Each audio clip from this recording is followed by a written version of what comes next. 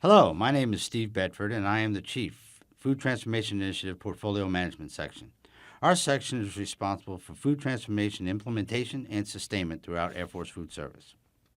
Today, I will be giving you a short, informative briefing on the Food Transformation Initiative. We'll discuss such things as the goal and the background of the FTI program. We'll go over some how goes it data. We'll talk about the new kiosk operations, some FTI remarks from FLOTUS and Chief Staff of the Air Force, and then we'll explore some questions and answers on key FTI points such as lessons learned, cost impact and savings, meal availability, pricing, campus dining, headcount data, nutritional menu enhancements, and the number of FTI operations in both Portfolio 1A and 1B. And then we'll wrap it up. Food transformation. The goal of food transformation is to enhance the Air Force food service quality, variety, and availability, yet still maintain our training platform for our military food service professionals. The other option is to open the dining facility to the whole installation populace and provide food venues for our airmen on meal cards to use, such as campus dining. We are partnering with our industry partners to enhance our menus and food quality and to meet airmen expectations and try and lower contract costs. The initiative includes improving our NAF operations as well, such as clubs and snack bars in bowling centers and golf courses. The option is there for our installations to partner with these global food service providers and do a concessionaire contract for their NAF operations, which remains a wing decision.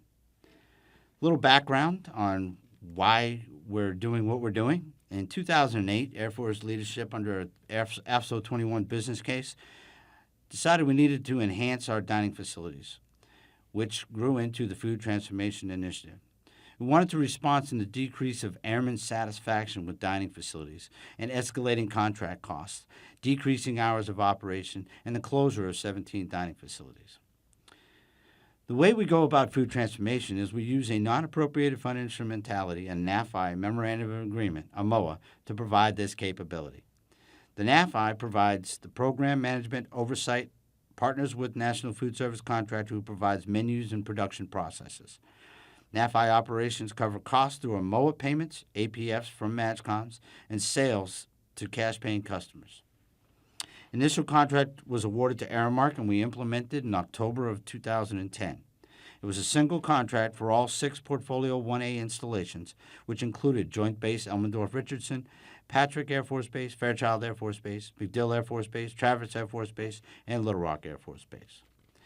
Each one of the installations had the option to choose to implement the NAF food and beverage piece, and all 6 installations chose to operate their NAF food programs through a concessionaire contract with the contractor. Portfolio 1B bases include Eglin Air Force Base, Beale Air Force Base, Vandenberg Air Force Base, Ellsworth Air Force Base, and F.E. Warren Air Force Base. NAF operations at those installations began in April of 2013. The GAO has submitted a bid protest decision delaying the implementation at Barksdale and Dyess Air Force Base. GAO did not agree with the OSD Air Force position on use of a NAFI MOA to provide the Food Transformation Initiative capability. The determination package was signed by the Secretary of the Air Force on the 1st of February 2013, which allows for continued use of the NAF MOA to implement Food Transformation Initiative. Once the SECAF signed the determination package, we were required to notify Congress and made all the House Armed Services Committee and Senate Armed Services Committee notifications. There has been significant and consistent congressional interest in the FTI program. Back in July of 2011, a GAO-directed review of FTI was completed with no significant findings, and all areas of concern were addressed and closed. H.R. 111-401 and S.R. 111-201 directed the Air Force to conduct a review of FTI and provide written compliance. The report was submitted on 23 May 2012. HASC staffers briefed several times on FTI and are pleased with the program and the process and are supportive of the FTI program. How goes it? Well, how are we doing? Hours of operation have expanded our FTI operations to meet installation need. We went from an average of 55 hours a week to 112 hours a week. During the initial 2 years of operation at the 6 FTI Portfolio 1A pilot installations, customer counts increased by over 1 million meals. Airmen on Meal Card increased use of the dining facility by 350,000 more meals. Campus dining also allows airmen to use their meal card, their ESM entitlement, in NAF food operations. Since implementation over an 18-month period, as of February 2013, we served 275,000 customers in our NAF operations. According to the Caring for People Customer Satisfaction Survey conducted in FY11, customer satisfaction with the FTI program versus legacy dining facility programs is significantly higher in satisfaction. Overall satisfaction for FTI dining facility is 75, whereas legacy dining facilities are at a 67. Hours, 76 versus the 70. And healthy food options, which is key to FTI operations, we scored a 77, where legacy dining facilities scored a 70. Provisions on demand. One of the tenets of the FTI program is to bring food where people are. We instituted a provisions on demand as an Aramark trademark concept. It is a kiosk type operation, typically what you'd see in an airport. All grab and go type meals, and it's where the airmen work. We have instituted 3 operations at Joint Base Elmendorf-Richardson, at Travis Air Force Base, and Little Rock Air Force Base. The new venue is called Provisions on Demand. The concept office of contract provides hot and cold meal grab-and-go type service with overwhelming results. We've served over 429,000 meals as of March of 2013. We also have similar kiosk concepts included in our new Sodexo contract, which is Portfolio 1B. Of course, FTI has a lot of visibility. We've got a couple of comments here from some of our senior leaders in the Air Force and from the First Lady of the United States. Chief Staff of the Air Force talking about agile combat support to the Senate and House Armed Services Committee, talked about launching food transformation initiative to address airmen's concerns with dining facilities closures, lack of healthy food options, and insufficient hours of operation. The First Lady, when she visited Little Rock Air Force Base in February of 2012, said DoD installations will offer the kind of fresh, healthy food that the Air Force Food Transformation Initiative brings here to Little Rock. Throughout this whole process, we've come up with some questions that we've had to answer as part of our lessons learned. And one of the questions was, what have you learned through the implementation of the program? Well, we have learned that FTI is a political hot potato. Everybody's got interest in it. We have bid protesters from existing contractors, and that continues as we move forward through Portfolio 1B. There's a lot we didn't know about our operations. You've heard the saying before, if you didn't know what we didn't know. Well, we have learned a lot since implementing in October of 2010. Solicitation process for FTI was a very arduous process. A lot of work to be done once the award is made. We have to load menus. We have to build recipes. We've got to set up POS systems. And, of course, there's always the change management piece that comes along with it. Central management of funding is the most efficient process that we have identified throughout this whole ordeal.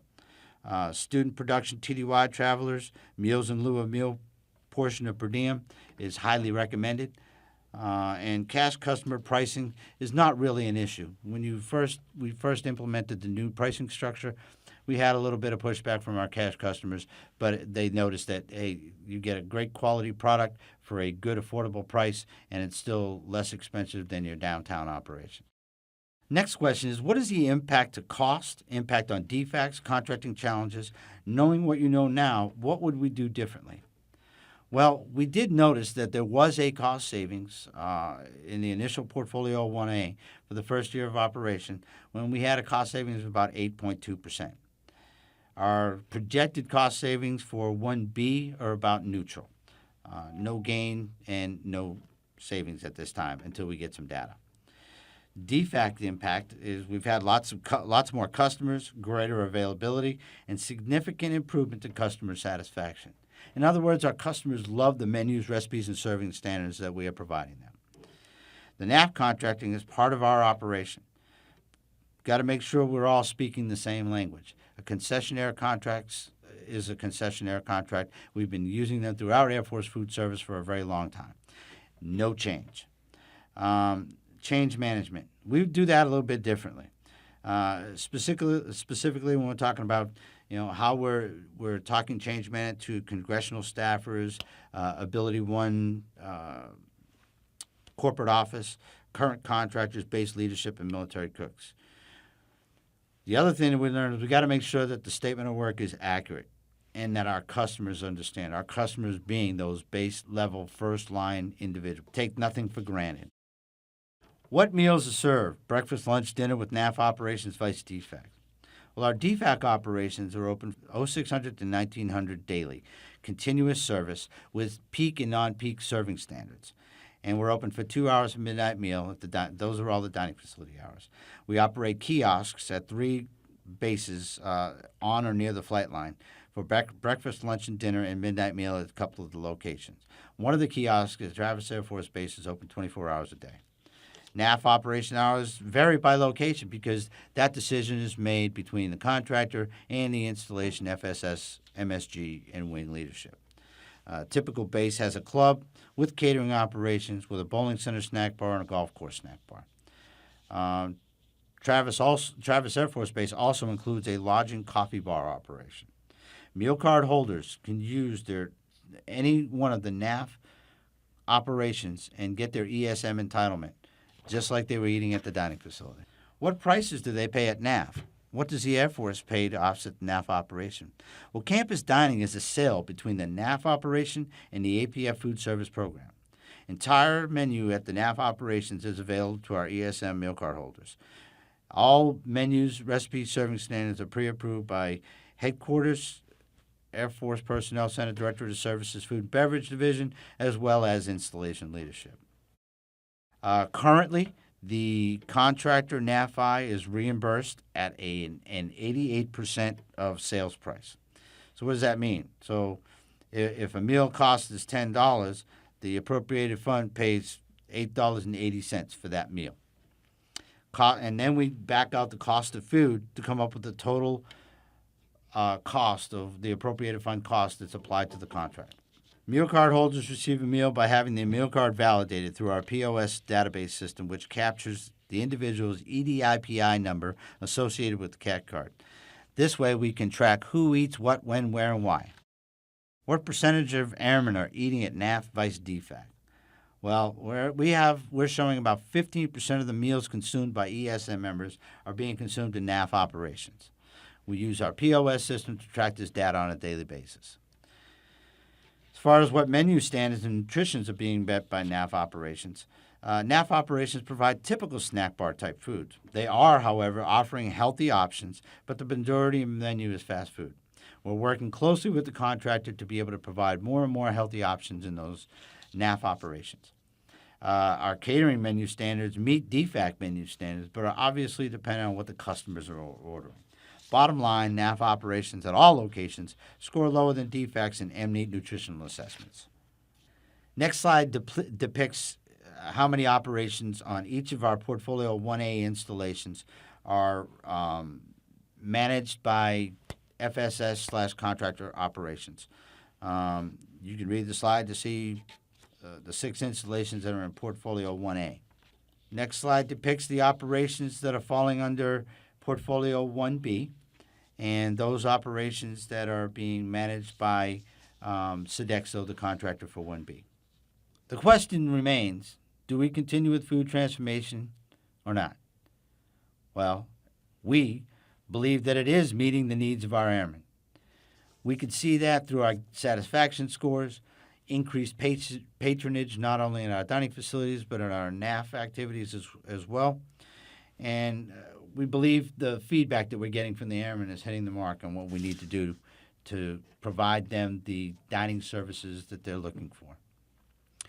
Back in February of 2013, Mr. Corsi, the deputy half A1, was briefed on the Food Transformation Initiative, and he directed that a business case analysis be conducted by the Secretary of the Air Force Center of Expertise. That BCA is being conducted as we speak. Results are due at the end of June, beginning of July. The results will be briefed to senior leadership at the Headquarters Air Force A1S to make a decision on where we go from here. Do we expand FTI to all CONUS locations? Do we maintain legacy dining facility model and cease further expansion of FTI? Do we have a strategic discussion on food service? Where do we really need dining facilities in the CONUS? Those are some of the questions that are yet to be answered. Once those decisions are made by senior Air Force leadership, we will move on to the next step in food transformation. Well, that concludes this short, informative briefing. I thank you for your time. If you have any questions, comments, concerns, please feel free to contact us at the Air Force Personnel Center, Directorate of Services, Air Force Food and Beverage Division. Thank you. Have a nice day.